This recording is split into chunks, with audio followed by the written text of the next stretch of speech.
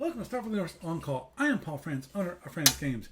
I run SLB Online, FedCom Online, and Starfleet Warlord. Just remind how to join us with TalkCast every Thursday night starting at 9:30 p.m. Eastern Time. You can either call on the phone just at 605-562-0444. Just follow the directions. Call ID is 17002. Or you can participate on the web. Just go to the TalkShoe website at www.talkshoe.com. Search for call ID 17002 or just look for Starfleet Universe On Call when it comes to the latest upcoming streams. And of course, you want the best online experience. What you want to do, you want to go to twitch.tv/SFU On Call, and you will find us there. You'll be able to join the chat room and watch the video stream live. And of course, you need to contact me for any reason. My email address is sfuoncall@gmail.com. It's sfuoncall@gmail.com. Also, if you want to follow me on the Twitters, I also have an account there. That's going to be SFU On Call. Also, my personal account is Paul Franz, PaulFranz. There's no T in that. And of course, my business account, which is Franz Games, FranzGames. Of course, there's no T in that. And of course, if you want to find me on Blue Sky, you can find me there too. My podcasting account is sfuoncall.bsky.social. And of course, my personal / business account is the franzgames.com account. Moving on forward to the news for this week. Steve Petrick update. He has been in the VA hospital for over a week. They're starting a dialysis treatment. Obviously, I think that means he's having problems with his kidneys. If I recall correctly, I forget what dialysis. Yeah, I'm pretty sure it's kidney because that's what's flushing that. And Steve Cole's been busy for the past 10 days working on a joint venture deal and also new products. Moving onward to the Found on Online store this week, we have a Battle Force deck. You love Starfleet Battle Force so much. You play it so much that the cards have started to deteriorate. Let's say it that way. Fall apart. Crumbly. You actually can tell which card it is from not even looking at the front of the card, by looking at the back of the card. You know those situations. Well, for only $15, you can get a replacement deck for Starfleet Battle Force, and you'll be all set to go. Heck, buy at least just one replacement card deck. Keep it in the package. Just put it aside, and you'll be good. You'll have that backup copy just in case you get all wet. Someone spills a drink on your deck of cards because they're having to be drinking beer that night, and that's maybe the only way you could win that night. They're having those nights, So, moving on forward to the SFB Online tournaments. Of course, Sapphire Star 19 tournament signups are still open. Also, when it comes to the 500 BPV tournament, me and Justin are trying to get together. Last weekend didn't work out. He had some appointment came up that he couldn't avoid, so pushed it. And I'm gonna see if I can remember to send him out an email. I've been very busy this week, so I haven't had a chance to actually send out an email to him and respond to him. So I'll be doing that hopefully later tonight, maybe as late as tomorrow morning. And hopefully we can get together maybe on Saturday, which would be good. Possibly on Sunday, don't know. But anyhow, moving onward and forward, when it comes to online client, obviously I released the 4.80. This one's the magnifique. I got to think about it. I know I have to write up a big paper about when you should update, how you should update, and all that kind of thing, depending upon what version that you're currently running, and all this kind of things. And some of that actually, somebody did something which I didn't expect, which was somebody installed the latest version. They installed, I think it was 4.73. Then they went into the client and went, update. My update's not that smart. I'll put it that way. I'll be honest. And unfortunately, since the version number that was on the server didn't match the version number that was local, it downloaded that version. What happened? Da-da-da-da. Um, he reverted back to the older version. So, so in theory, he's got the proper installer because the issue is that the installer has a certain launcher. Those parameters have changed, so it depends upon what installer you have used. So, and I have to go through the whole rigmarole to explain which one is which. I'm trying to have it so that people don't have to update. Obviously, if you're concerned, the best way to update, find the user info.properties file, back that up, uninstall it, log in, and then so you can recreate the user info.properties file, and quit, and then take the one that you backed up and just overwrite where the previous one was, and boom, you're good to go. You lost no settings whatsoever. But moving on forward to the library report, I've actually have a backlog of library items to upload to the SFB library. Forgive me, especially it's the Tholian R4T. I got to check to see whether I need to create counters for that. I think Frank mentioned he might write some counters for that. But other than that, nothing's been updated. I know I have to also update the general units also. When it comes to FedCom library, no progress there. So with that, that is the news for this week. And it's me, yes, one all powerful friends, welcoming you to Starfleet Universe on call.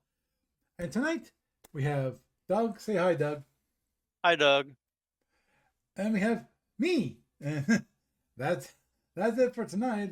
When it comes to y'all just coming up the stream manager, whatever. I don't care. Oh, don't mind me. It's dealing with Twitch. The only time I ever deal with the actual app is when I'm online. Mm-hmm. I probably should do a little work on that and find out what exactly I should be doing. Of course, there's probably no documentation because this is the world of the internet where you're supposed to figure out how the application works by playing with it. Not that it's actually Well, documented someplace. sounds pretty traditional, actually. Yeah. So. My dear friend, I grew up and started working when you actually had documentation. You got the nice manuals of, okay, this is how the product works. Yeah, manuals are nice, but it's like it's sitting over there gathering dust most of the time, anyways. Well, at the same time, you you need those manuals. Oh yeah, yeah. That's what you go to when you can't figure it out any other way. Yep, especially when we're talking about business applications. Oh yeah, yeah, yeah. I still remember, if I recall correctly, when I was working for my first full time gig after college, the Primavera systems. Every single person got one copy of the manuals. Now they got it at one point, and never got another update. But we had that on our shelves, which I think that was correct. I know actually at one time I had now this is many years ago. Holy cow! I forget what version of Oracle database it was. It was like version 1 or 2. Basically, we had all the diskettes that you're installing on your hard drive. You have a pile of like 9 diskettes that you had to cut them. Oh, next one. Installed this number 3. Installed this number 4. Installed this number 5. Back in the good old days. Yep. So I learned a couple things in Eve that you might want to know about later. Okay, cool. Especially since I know you like to do exploration stuff. Oh yeah, yeah, definitely. Yeah, I was puttering around doing some exploration stuff because um, there's blueprints you can only get out in nullsec, Uh huh. and very specifically only in like a couple of systems in nullsec. Oh, And and I think it's like NPC stations are very rare in nullsec, yeah. and yeah, you can go out there and you can be the if you want to, you can go out there and be a pirate faction guy Hmm. to try to grind all the faction and everything to get some pirate BPs and stuff. And um but that's not what I was looking for. I'm looking for some specific um BPs. And to get out there, I figured out that I can do one of two things. I can go X dozen jumps through very dangerous nullsec that's camped because that's where Oh, those things jeez. are and people know that. Yeah. Or I can go and try to jump through Thera. I think it's called Thera. Hmm. There's um there's one system in the wormhole space systems. Oh, the J Like space. Yeah. yeah, you know how those are all connected and the connections keep changing all the Yeah. Oh, time? oh, yeah. Yes, I do. Yeah. Oh yes, I'm sure you're quite aware of that. And well, there's one system that has an actual NPC station in it for the Sisters of Eve faction. Oh, yeah. Okay. Hmm. That one is highly camped. Big surprise. But yeah, big surprise there. But it has at least four static um, Oh, wormhole connections out to HiSec all the time. So when those go away, it's going to be replaced by another one that's the HiSec somewhere. And there's a faction of people or a group of players actually that map where those are, what systems they're going to, mm, and what the name of the wormhole is in on both sides. right. Now, the thing is, that particular system, it also has constant connections out to all the different nullsec spaces and wormhole spaces and lowsec. So basically, that system has like dozens of wormholes Wow. going out all over the place, and they're constantly changing. So what I'm looking at is I can check on the web page for that group, that player group, Hmm. and it says if it has a connection to the constellation or even the system where those stations are. So I could go out there and try to get out there and be like two jumps away or right into the system if I just go either into Thera and then to that wormhole out into the outer ring. Hmm. And both of these stations are out in outer ring and they're really like on the edge of the map for Eve.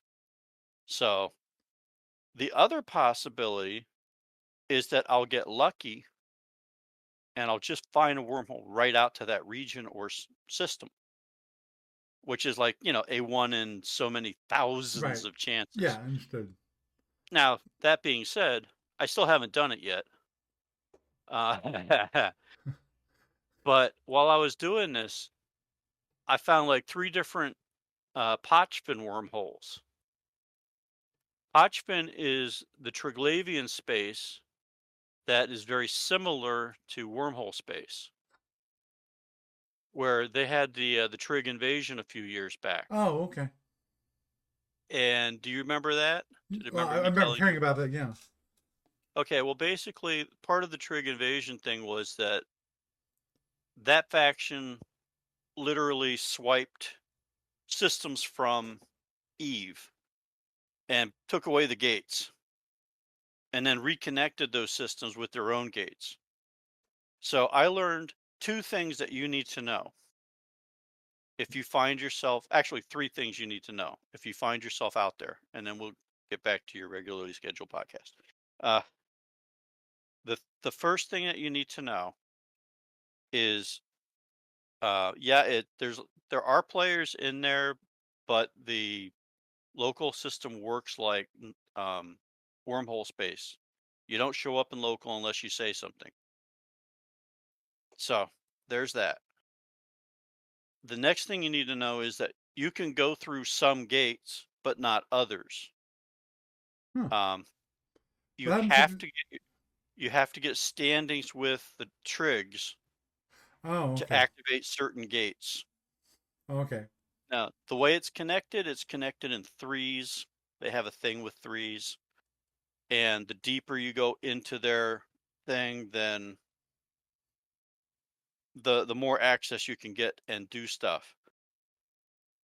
You can dock at the stations because those are stations that were left over from when they stole the systems. But they're all faction stations. Hmm. So you don't get to see the agents until you get your faction raised. Right. You can only raise your faction by killing rogue drones.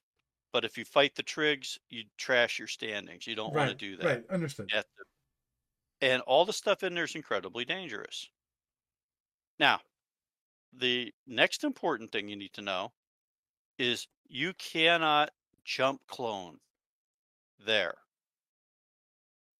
I thought, well, what the heck? I'm in this space now. I'll just put a clone out here and, park my ship, put a clone here.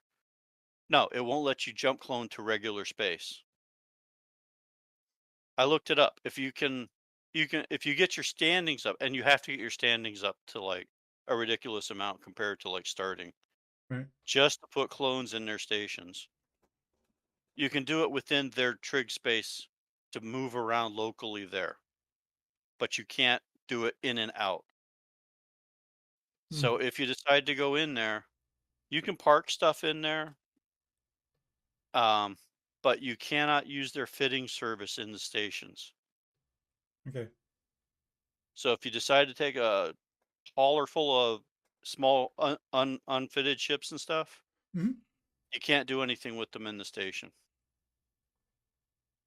If you run a few ships in there and a bunch of modules in there, Hmm. you can't change your fitting, but you can use a mobile depot out in regular space at a safe somewhere Right. to change your fittings. Right. Oh, and also, it's kinda like null space, everybody will kill you if they don't know you and you're not part of their corp. So that was just a couple things. I thought I'd throw that out there because that was my EVE experience, like, last night, Hmm. like, running around in that space and, it's like, okay, I jumped into the space and I said, "Hey, there's a gate over there, let's go look and see." Like, I went and docked up once, couldn't find an agent, couldn't do anything, and then said, "Okay, I'll, uh, I'll go to the next system and see if there's something there." I Hmm. go into the next system, there's a couple of stations in there, I dock up, no agents, I can't see them because I don't have standing, Right. and I'm like, "Well, okay, isn't that special?"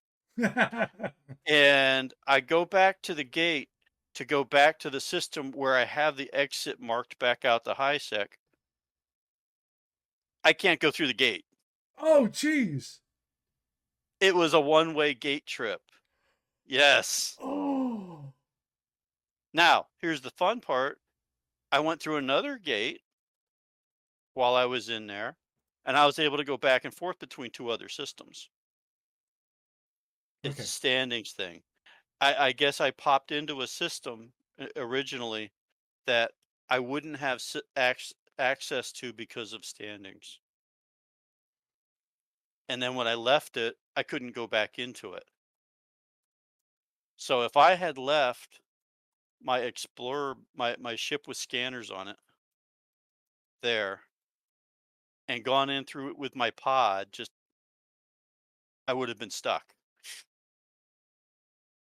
Yeah. So there you go. I just thought you might find that interesting. That is. I agree. That is Now, interesting. now here's the fun part.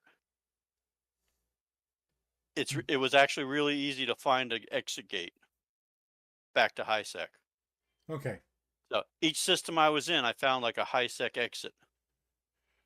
So apparently they're really big on having those exits back out there.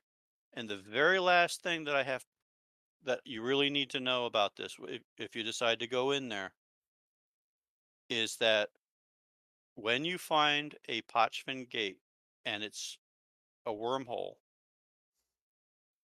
when you find the Potchman wormhole, whether you're in high sec, low sec, null sec, or in Potchman space, when you initially warp to it, you're going to warp about 70 kilometers off of the actual wormhole. And there's a strong possibility it will be guarded by the Trigs or the Edencom faction. You're probably neutral to Edencom, so they won't shoot you. If you see them and their ships are white instead of red, Hmm. they're not going to aggress you. Don't shoot them. Don't attack anything that they're attacking, because then they might shoot you. Um, but it had Potchman Space has faction wars between Edencom and the Trig still. If they're fighting each other, you can make a lot of money off the wrecks in there, Hmm. off salvaging them and looting them. But if you are red to the Triglavians, they will attack you. If you are not red to them and you attack something that they're attacking, they may attack you. And Hmm. if you fight them, you ruin your standing with them pretty quickly. However, it's not dead space. So when you land there, if you can cloak and you're cloaked, you're good. You can like slow roll your ass over to the gate and go to the wormhole and go through it. On the other hand, and it's just wormholes, not the gates. The gates you can go right to 0 on. Hmm. The on the other hand, the issue with that is they're not dead space. So if you know you're going to warp to that wormhole for the first time, you can warp to it at 100, and you'll drop it more than like warping distance for local. And once you land, you can then warp from where you landed, as long as you're more than 150 kilometers away from there, right to the wormhole and go in it. Hmm. So just thought I'd throw that out there for you. Okay. Cool. Couple things you need to know. And this is why you might want to skill up the Tech 2 ships for exploration. Because I was very happy that when I did it, I was in a cloaky boat. Because several of those gates and wormholes, when I was going to them, through them, etc., they did have red NPCs, and I do not have my standing up on that particular character enough to not get shot by the Trigs, Right. and they are dangerous. So, okay, I just thought that you would find that maybe amusing and or helpful. Yes. Definitely helpful. And and on a side note to the side note there, um,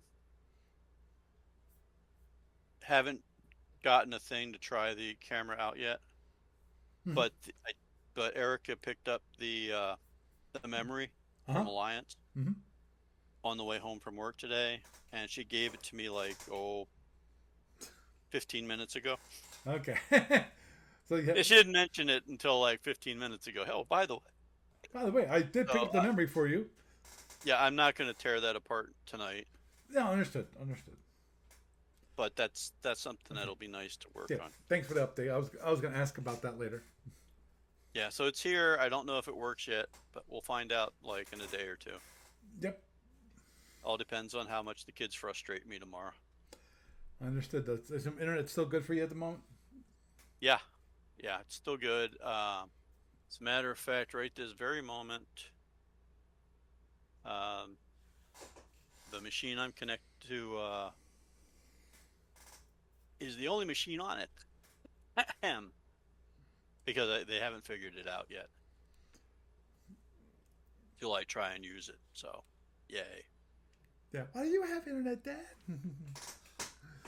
Yeah. Okay. Well, it might be that there's a slim possibility that either this coming paycheck or the paycheck afterwards will be able to turn on the other old internet that I've been complaining about not having for a while.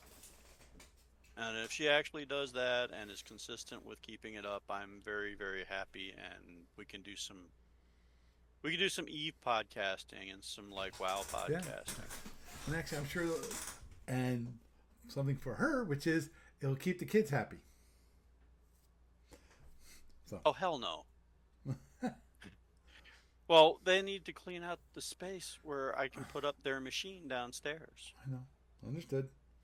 I mean, that's a whole other topic. Yeah, right there, let's leave that one go for the moment. yeah, it's like they're kind of they've been stuck with mommy's phone fighting over for a long time.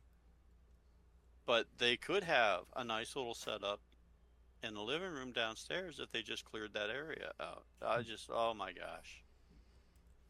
So, meanwhile, other topics. You were going to talk about your potential client experience. Yes. Like, what would you have done differently? Yes. Especially, okay. I was going to bring up a topic which, for those of you who are not, haven't played SWB Online,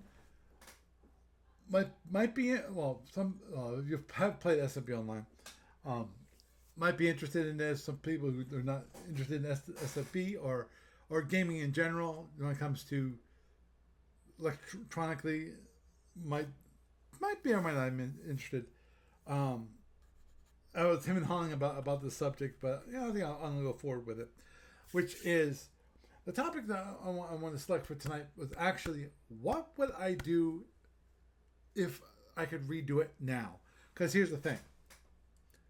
This is one of those catch-22 situations that when I first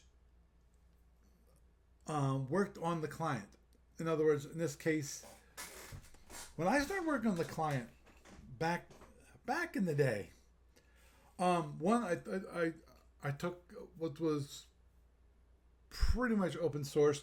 I never got. There was never. I tried to contact the original developer to make sure I could use the software, but he never replied.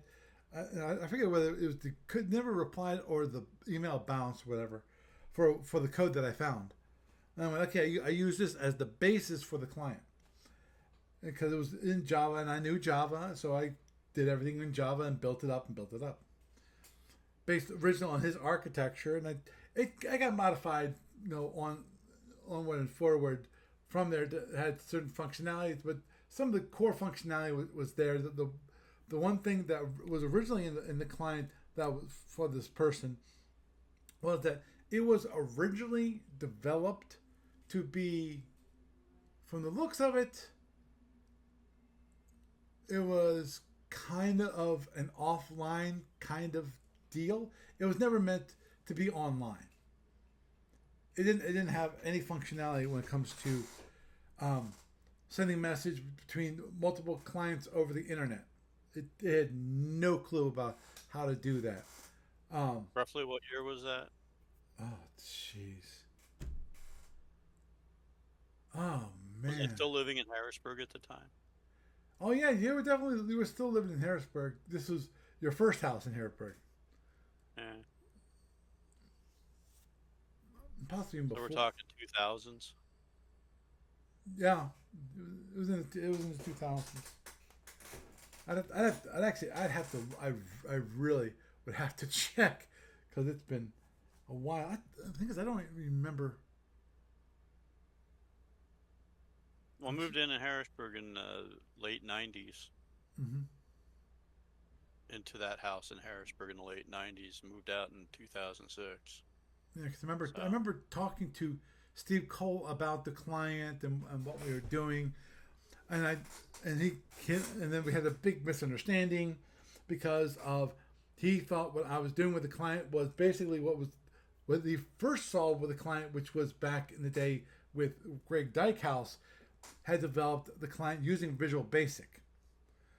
And he had a communication mechanism based on IRC and a modified version of the IRC server and so forth, which interesting. I kept that working for a while until I found my own version that I preferred better, and it was based on Java, so I didn't have to worry about it. Oh, crashing. Because every once in a while that IRC server would crash, and then we had the whole idea of we had to do a different version. I think actually the one IRC server it was originally built on got desupported. It no longer was supported. I had to migrate to a different IRC server and modify that source code. Lots of fun stuff.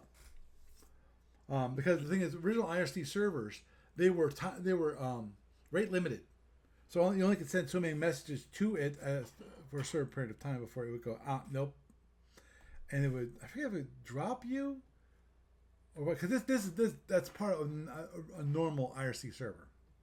And that's one thing I didn't want. So I actually grabbed the Java version, which was written. It had some basics. It didn't have all the functionality of IRC. It still doesn't. But it's fine. I've in my mind, I've changed the focus because there's other Java-based IRC servers that are out there that are more well written. To me, the focus on the IRC server that I currently use is simple, has the basics, but it's expandable. You can extend it. You can create your own commands, your own returns, status codes, all that kind of stuff. You can customize for that, and it's currently out there. It's currently still available, open source. You know, when it comes to that, I have a separate module which I can add on from my own custom stuff. So it's not part of the original code base. But anyhow, this comes down to this is back in the day, and back in the day this is before the whole idea of even this was pre Web 2.0. Doug, you know what Web 2.0 is? Vaguely. Okay. Actually, I probably. You may explain for the audience because Yeah, I know. I just realized I'm gonna have to explain that anyway. The one. Yeah, when it comes to the web, originally the web was a very simple website. You know, you could do very simple things. For example, for anybody who's going for SWP Online, you'll see that you can sign up for an account. That signing up for an account is very Web 1.0. That you enter things into a form, you click submit, sends that information. I'm flashbacks to my college days. Yeah, back to the server, and then the server then sends back to the browser basically a web page. And you move on, and you would go back and forth like this. This is Web 1.0. Web 2.0, which was basically, at least in my mind, I'm not sure if this is truly the case, but in my mind was created by Google. They realized how powerful JavaScript could be, and then you actually, within JavaScript, even though it has very limitation, the very biggest limitation about JavaScript and the browser is that there's only one thread. You send a request, and then you can't. It's not synchronous where you actually can wait. It's asynchronous. Yeah, it's basically you're essentially kind of talking about a shift in eras.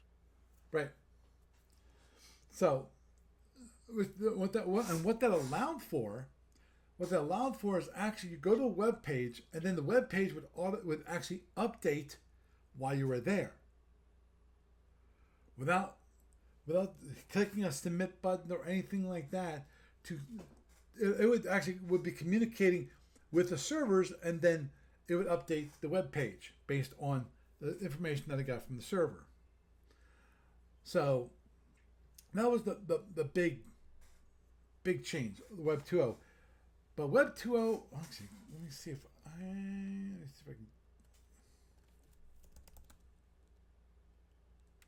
can. Going with Wikipedia. According to Wikipedia, the term was coined in 1999, but later popularized basically in 2004. So that tells you how long ago Yeah. that has been the case. Oh yeah. But It's been a while. yeah, and obviously the biggest thing when it comes to Web 2.0, the most obvious example of it was Google Maps, because it allows you to do one thing which was really incredible to people, it allowed you to click on an image inside a browser window, drag it, let go, and then for the portions that it had not already downloaded into the browser, it would then go request that portion of the map from the back end and then render it into the browser. So yeah, so okay, Web 2.1 did not service until 2002. Companies such as Amazon, Facebook, Twitter, and Google made it easy to connect, engage in online transactions. At 1.2 introduced new features such as multimedia content and interactive web applications, which mainly consist of two-dimensional screens. Yeah, which is fine, and Lord knows, don't talk about Web 3.0. I think it's a scam, but that's just me. It's basically when we transitioned from the BBS to the not BBS. Yeah. Whew. Well, yeah, Oh, I'm still remembering those days. I'm back in my When you had to go day. in and you had to scroll through the file systems yourself, I know. and you didn't know the file system setup or the names of the file systems to look for, you weren't finding nothing there, mister. Nope. You Nope. had to find that directory all by yourself. Oh my. Damn cat. I feel old. Well, Yep. don't mind me. I'm looking at one cat. I He had a massive thing, patch of skin which got tore off the back of his head by my Aw. other cat. Oh. Yeah, it was like Yeah, cats being assholes. side of like a nickel. They kind Wow, of that's a play nice chunk. they play a little rough. Yeah, it'd be like somebody taking a watermelon-sized chunk of skin out of you. Yep. Or grapefruit-sized, I guess. So yeah, so I noticed he has a new scab, which is pretty deep. So I'm probably gonna have to go get the antiseptic and start spraying them again. Annoying. But anyhow, sorry. Get back to the topic at hand. So when I first introduced the client, Web 2.0 did not exist, or if it did exist, it was in the nascent form.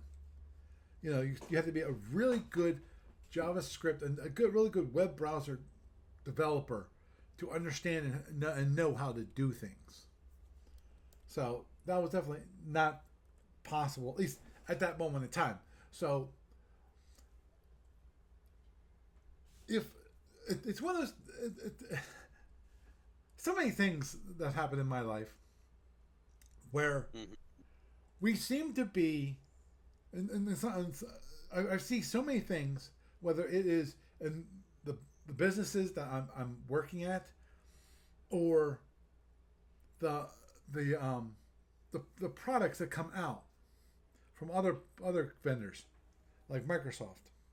Microsoft had something which was called the Duo. I think it was the Duo, which was ahead of its time. Oh no, it was Courier. The Courier, which was ahead of its time. It was two screens which then would interact, and it was a really cool idea. Problem is, the biggest problem I always find with Microsoft is they're not patient when it comes to creating a product. They want to be product now. They want to show it off now. Instead of trying to introduce the product, parts of the product and slowly build up and the knowledge of how that product works, interacts with people, and introducing that to people so that, hey, you can do this, and then we can do this, and we do this, and slowly bringing their customers along. Stop having they want to have the big bang and move immediately. It's like, no, you got to do this slowly. But anyway, Nah. so so that's why I say that, I say about that, which I if I when I originally did the client, there was no way I could have done this on the web. Today, though, if I was to start over from scratch, how would I do it? Well, what I probably would do is have it more, well, definitely, I moved towards some of this with the client, which is moving it so that it's more server based. That's good and bad. Because see that one of the benefits of doing the client the way I originally had it done, and this is back in the day, before I added a lot of the functionality, so it actually syncs with the server, and the server then knows enough about things to then send it to different clients instead of basically each person having their own set of data, and every single time someone entered a room, they'd have to resend the data to everybody so that they could then get the updates. In other words, it would, for the person playing, every single time someone would log in, go enter the room, they'd have to send all this data. And if you had a very slow connection, because remember back in those days, there was no such thing as broadband. Well, that's when it was just starting to hit. Right. And I got broadband at the house in Harrisburg in the early 2000s. yeah, understood. The thing is, I was still dealing with people who didn't have that. Oh yeah, absolutely. So, and actually, that's why at one point, I think Well, you built the thing for a dial-up setup too, right? Yep, it was originally developed for a dial-up internet, and Again, if you're listening to this and you feel old, thank Paul. Thank you, Paul. You're welcome. And originally, actually, to the point where I actually had at one point, I removed it from the client now. But originally, one thing not originally, but I added onto the client for those people is I actually added a number, so it could actually tell you how much when it comes to the queue of you sending data, how much is still waiting to be sent. This this tells you how much. Yep. Yep.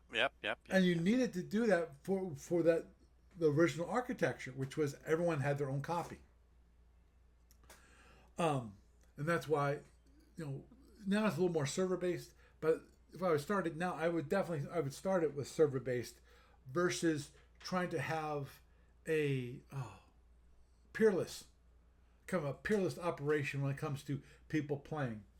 Now, the great thing about peerless is that you don't have to worry about servers. This was one of those big things back in the day, which was we're trying to move away from client server architecture, the mainframes, where you had a little client PC or terminal, originally terminal, talking to a big massive machine, which is basically a mainframe. And so the whole idea was we wanted to get away from that. We don't want everything to be centralized. I hate to throw this out there, Paul. Well, I'm going to. Yeah, I'm sure you're going to. And I want to throw it out there while it's on my mind so I don't forget it. But I have a feeling that you might, if you were to redo it again, you might want to reconsider that and go with a what is old is new again thing. Because the problem with the server thing is kind of a necessity issue. For what you're trying to do, you don't really need it. And one of the big things about what you're doing with the purpose of this thing, which is to have same interface for two people in different places, but they have their own sets of information. Um, the problem that I see is that to do that, then you need a dedicated server space for it. And to actually do the thing you're trying to do, you don't really need that. And basically, you could still have people independently doing the game without necessarily being tied down to a server space. And that keeps you from having the potential of um, being held hostage by a server service of some kind, if that makes any kind of sense. Yeah, yeah. Oh, it definitely makes sense.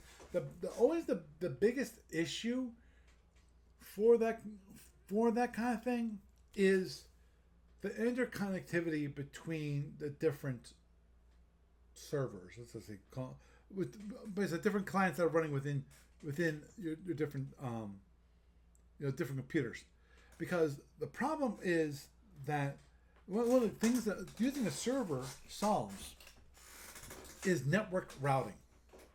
How do you get your packet from your machine to the machine over, the next that's in the next state? How do you Well, yeah, do but it? that's just a matter of you're having an ISP, each person having their own ISP, which they have to have to connect to the internet anyways. No, no, no, no, no. They connect. You're missing Well, one. I mean, they don't. You can connect through, whatever connection you can find, but they don't necessarily have to, you know, they don't have to have their own account. Like they could be, oh, I will be about 10 seconds or so. Cat wants out, Ah, and I'm not going to hold her up from getting to little Miss litter box. I'll be right back. oh, understood. Ah.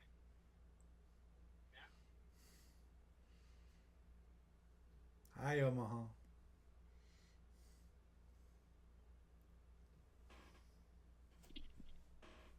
Okay, back. Fire back. Yeah, understood. Yeah. Um, see that. I mean, there's so many ways to connect to the internet. It's not funny. Right. Yeah. See, getting access to the internet, that's simple, because Right. you're making a connection from your your machine to an internet based server or machine. So the data has to be able to flow that one way. Now, flowing backwards is the difficult part. Having it so something out there on the internet can connect to your machine, that's the more difficult part. Because of it's not the internet the way the internet architecture currently is set up, where you have NAT gateways and things like that, especially NAT gateways. Um, they're not designed to send a packet from outside to inside. The only way that happens is when you use like a what's called a TCP connection that connects to a server. The packets come back because the NAT gateway knows that that packet came from a connection that was already outbound. So that's an inbound packet that belongs to that outbound connection. Hmm. So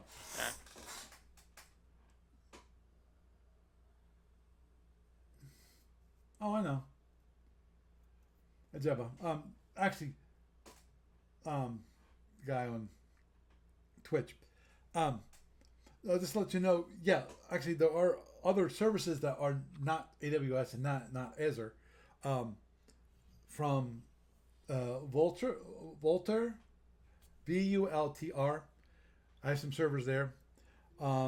DigitalOcean, another one, has Yeah. really Well, see, really. I was thinking of back in the days when you could buy a computer game Mhm. and you could directly connect to Oh yeah, another person's machine.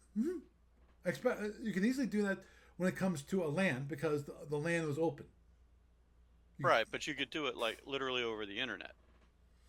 Like you could play Talonsoft games and like you could play the Battle of Gettysburg, and if you had the information with your friend in another state, you could theoretically have a game with them machine to machine direct.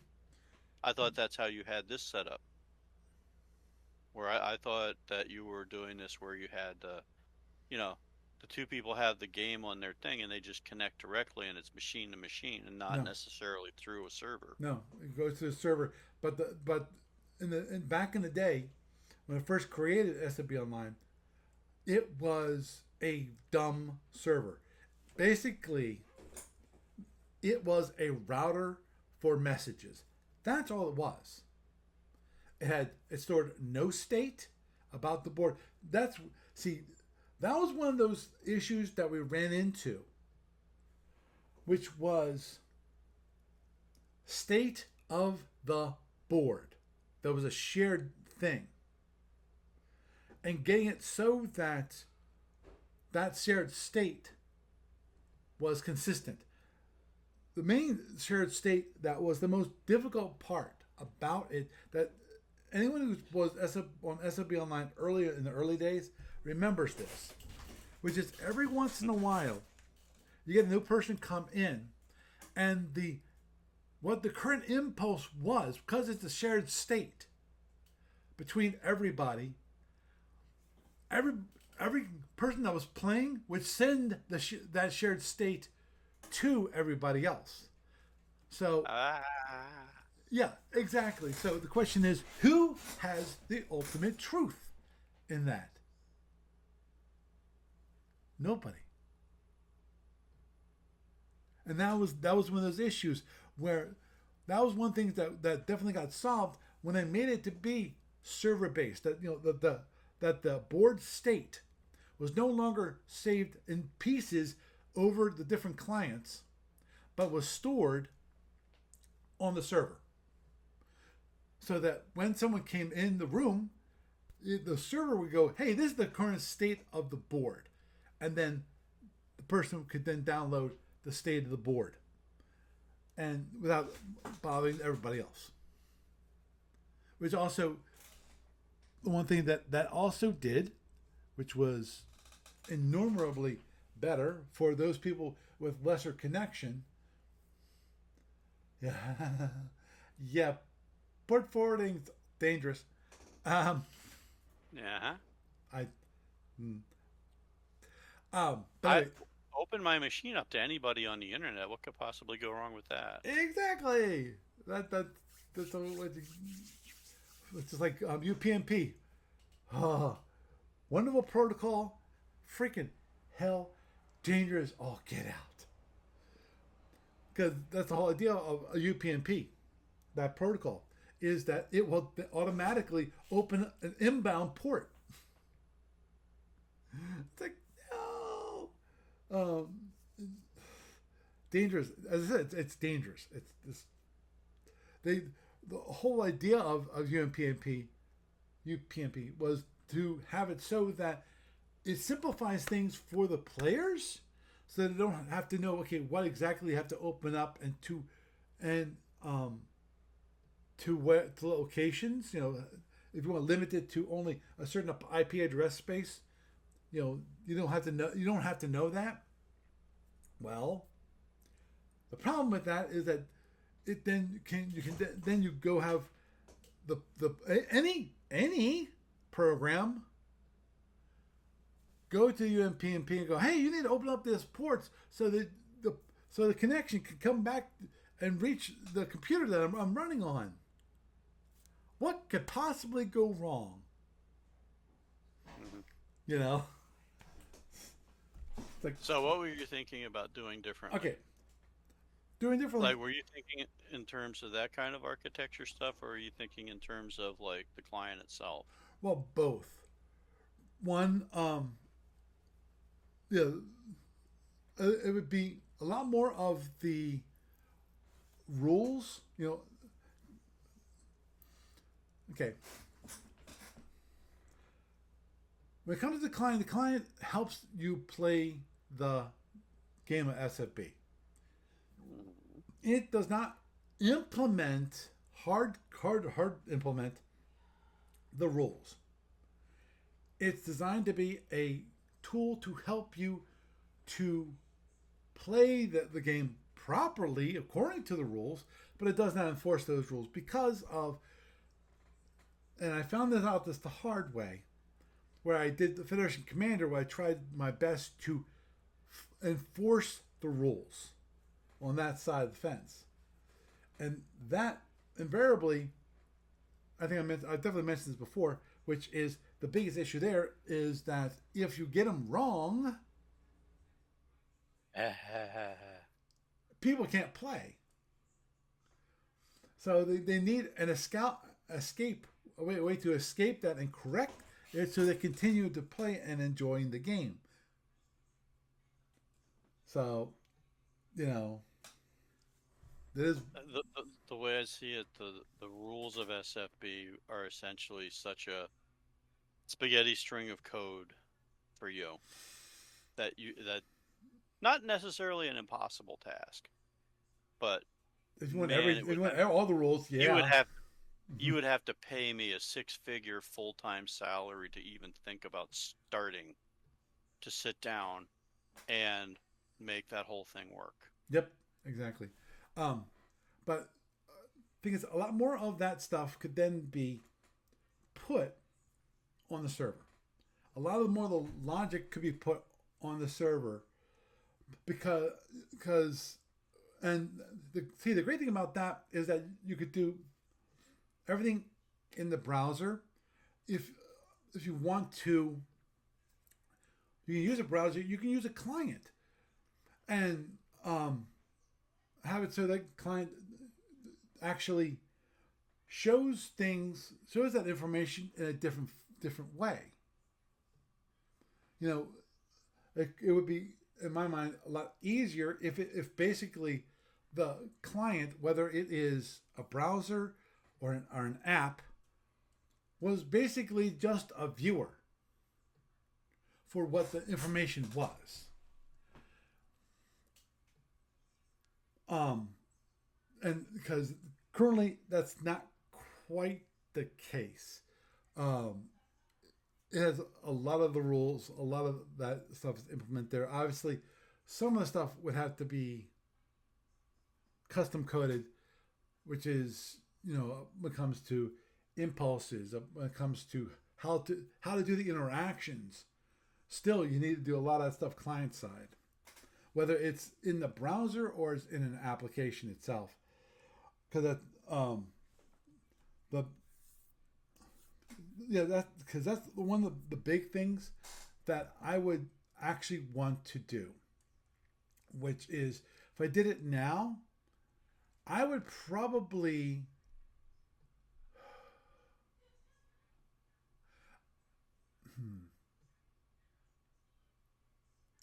I would have to think about it because I'm thinking about I probably want to do it as a browser, but what I've had to investigate this. But Mhm. if there was a good enough engine when it comes to uh, doing hex based games and have the ability to connect or make it easy enough to create a module to connect to a server to send the information back and forth. Because I know, I think it's, is it, yeah, I'm pretty sure it's Unity. The Unity engine allows you to create a application for Android or iOS, or actually also you can do it for the browser.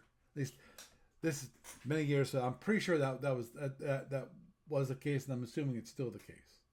I don't know. Actually, I don't know if it's still the case or not. But the whole idea of letting some other engine take care of the rendering and things like that, Mm-hmm. versus doing everything by hand the way I did it, and so I could build off somebody else's engine versus doing everything by myself. Right. Because What about yes, what about like researching to see if there's an open source engine you can use?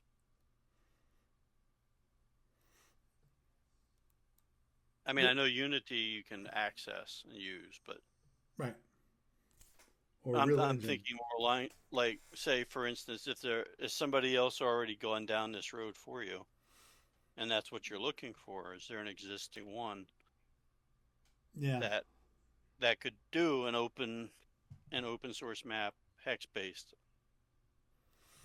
understood. Yeah, that's one thing I've Because my I mean, it sounds like you've developed your own engine yeah, basically. and it works.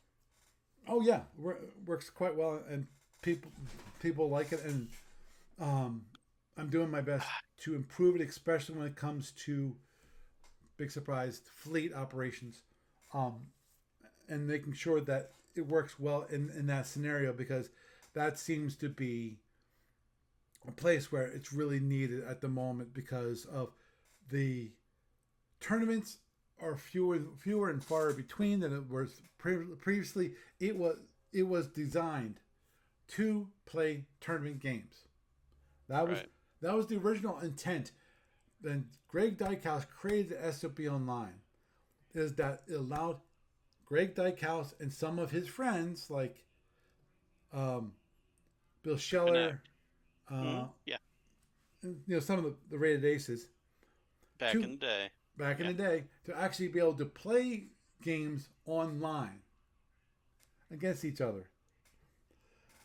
Oh Um, yeah, because even back then it was the game's kind of a hard sell for your local hobby shop crowd. So it's like the well, one percenters of the one percenters. yeah. Actually, back then, the thing is, it wasn't in my mind. I don't think it was the problem with groups as much. Though obviously they were still pretty small. Um, but the level of competition, because these Greg and his friends, they had a higher level of competition than some of the other players that they knew locally. Probably would be my guess. Hmm.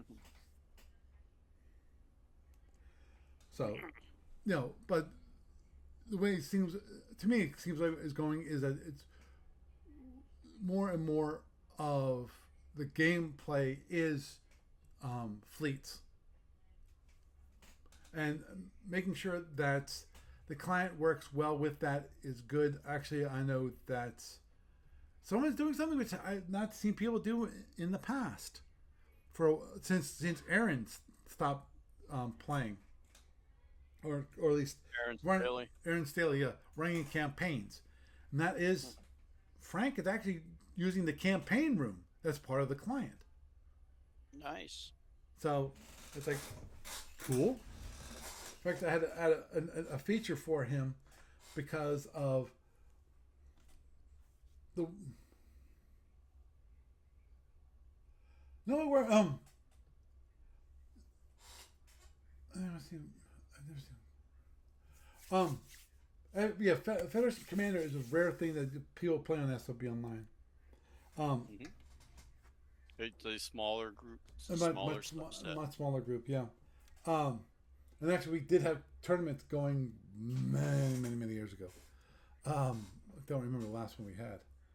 I'd actually have to go to um, PH the PHP bulletin board. Totally different format. If you want to go back to SB Online and go back searching Oh no, through no. through that, Nope, I'm okay. You I'm fine. know. But I have yeah, enough things sucking my time up right now. yeah. Most people play SFB online.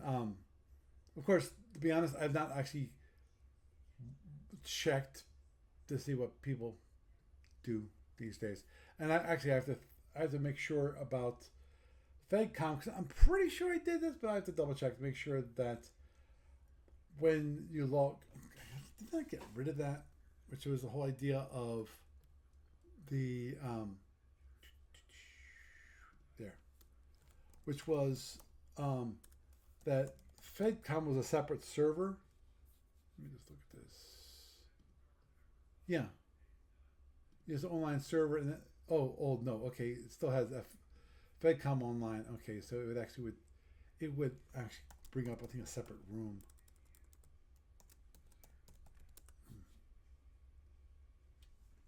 Yeah, you I go if wonder you. if anybody listening to this would be willing to come out and run FedCom, like small scenarios to like teach people how to play. Also, your TSB. You, yeah, I've got to change that.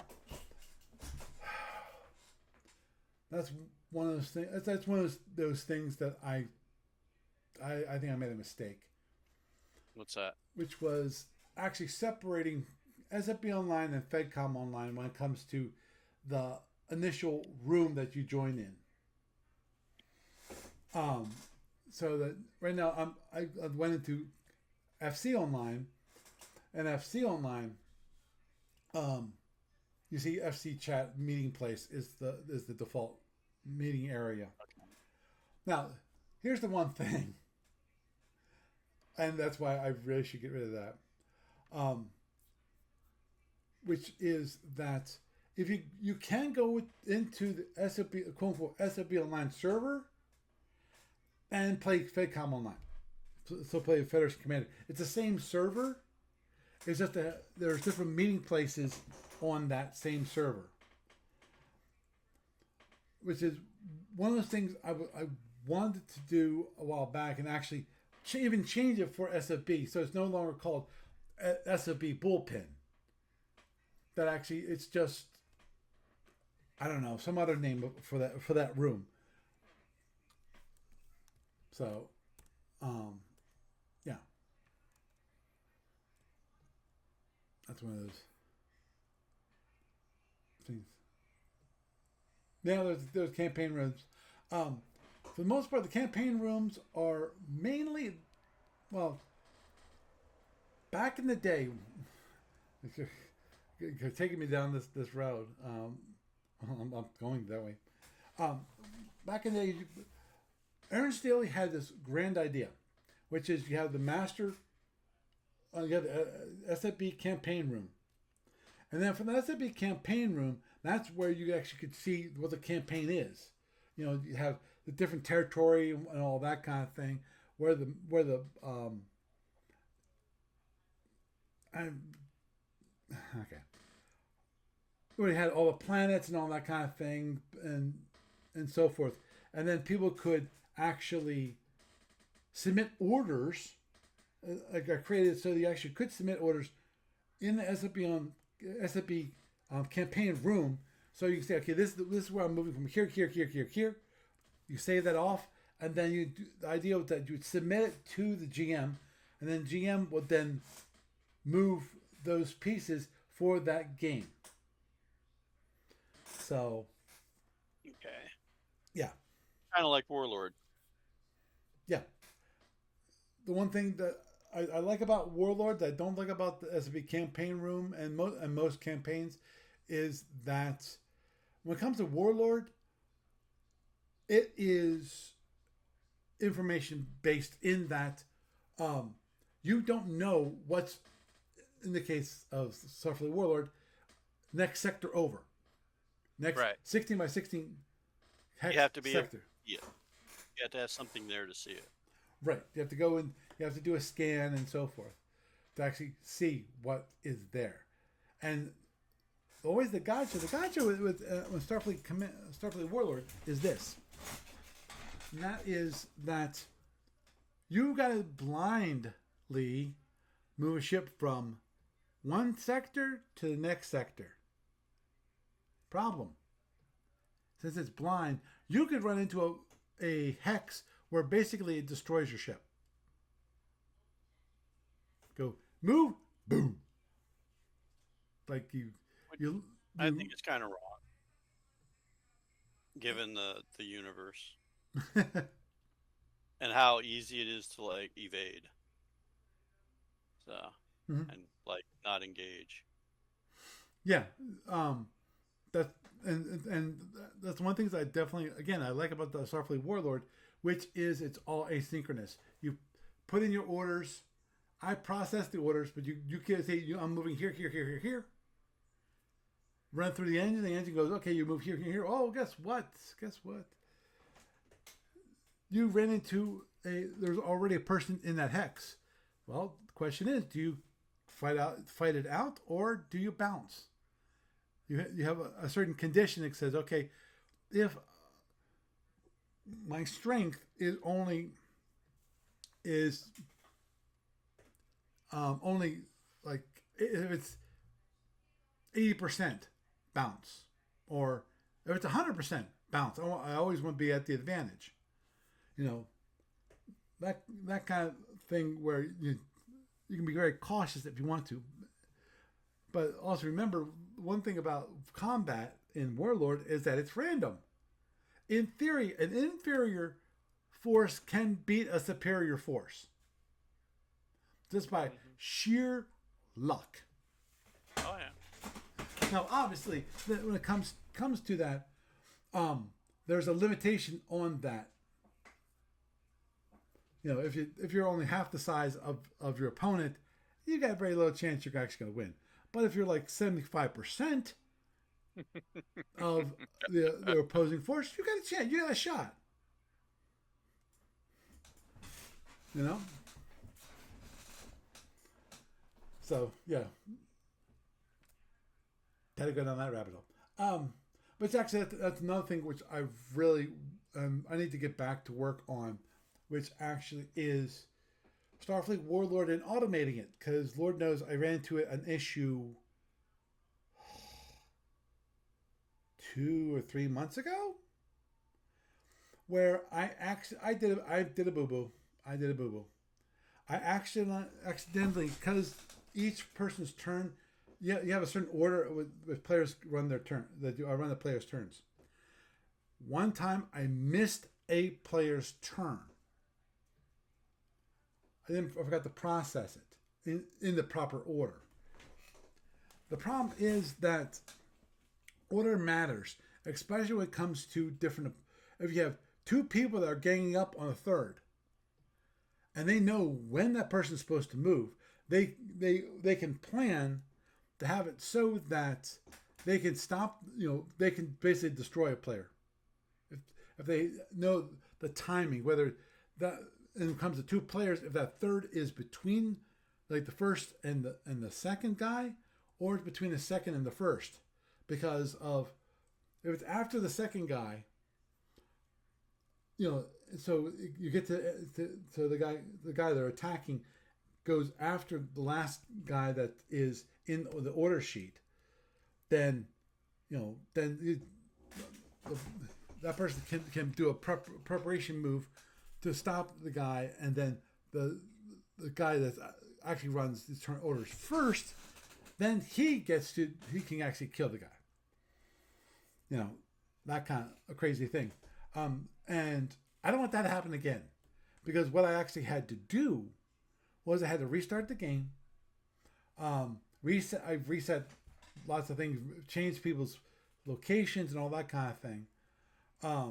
Change the order of that they were run, you know, and so forth. And I don't want to do that again, because part of that also I had to, for like a month, I had to give people free turns because I screwed up, and if I let it go, you know, it would have been screwed up the game for everybody. So I had to give basically free turns. So a lot of money went down the tubes. So if I can automate it so that it'll automatically run those turns, and then and so I make sure the turns get run in their proper order every single time. I then will not have an issue. The only one thing that I have to figure, there's one thing I have to do, which is I have to create a program which actually will give me a status of their person's finances, because that's currently what I do is I keep an eye on person's finances, on whether, okay, if they are starting to run in the negative for their account. A lot of times I'm lenient. I let them go negative for a few turns. But there's a point where I say, I got to cut you off, man. Either you pay up and you get your account straight, or I'm gonna have to stop. I'm gonna have to cut you off, man. I got to cut you off from your fix, from your Starfleet Warlords fix, and that can be quite exciting and addictive to play the game. So anyhow, I think I will wrap it up there with discussions of Starfleet Warlord and going that way, because that's one thing that we're still working on a guide to make it more web based, and actually that's one thing I want to do a little more work on. I have a simple web based client for Warlord, which doesn't do everything that like the actual application does itself, but there are certain issues.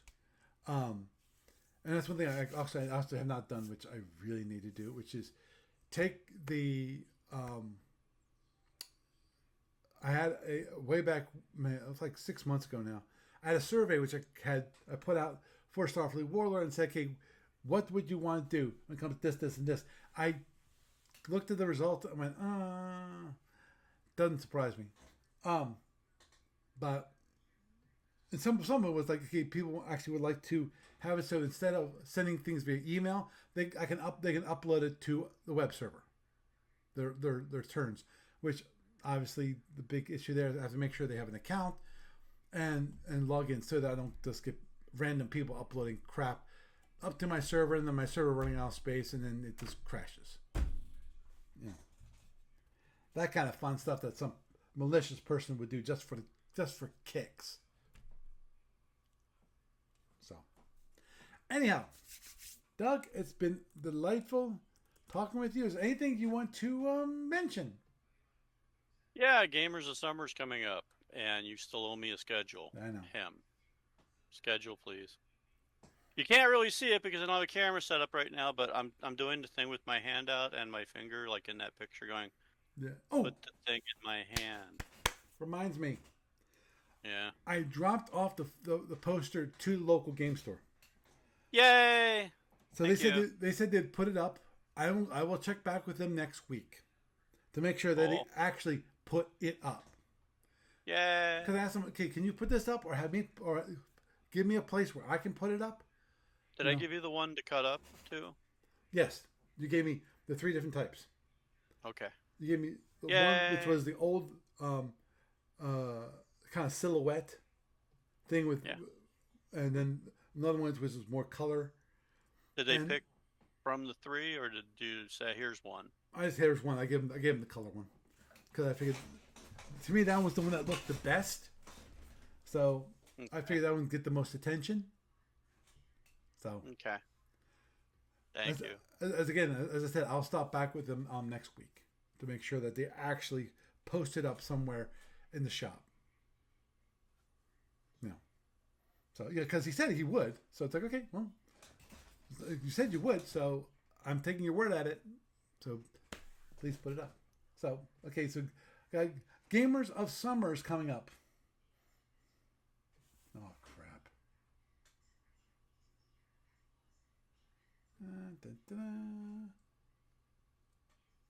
What's that? Nothing. Just banning a guy. It's not me, is it? On Twitch. Oh, okay. I feel much better then.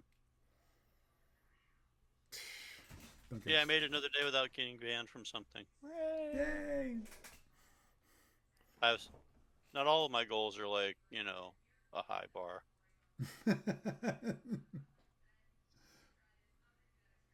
So, Mm, I thought no, I had something else to actually, say, but I can't think of it now. Doug was recommending running a FedCom tournament at the convention. I would love to. There was that. I mean, it's Yeah, um, a FedCom event. yeah, Have somebody, just talk to these different groups and people and say, hey, does anybody want to like teach how to play Federation Commander? mhm. You know, Federation and Empire. There's a group of people that would love our convention if they happen to have that 3-day weekend open Mhm. because we can give them the space and it's a nice venue for it. Yada, yada, yada. Yep, yep, And they can leave their stuff set up overnight. yep. Yes, they can. So there's that. So Okay. Well, with I'm sure I'll that, think of it like when I'm going to sleep tonight. yeah, I'm sure you will. Well, talking about that, you have a good night. Thanks, Paul. Thanks for having me on You're again. welcome. Okay. Bye. So, a little discussion about what I would do differently when it comes to the online client versus what it currently is. Obviously, to redo it would take a lot of time, and unfortunately, I can't make this my main gig. There are some times I would really like to make it my full time gig, just because of it would give me the time to actually enhance the product, enhance the client much more, um, and build the business, build it as a true business, not just a side hustle, which would be great. And obviously talk at the beginning, of course. Anyone who likes Eve Online, there's a good tip right there.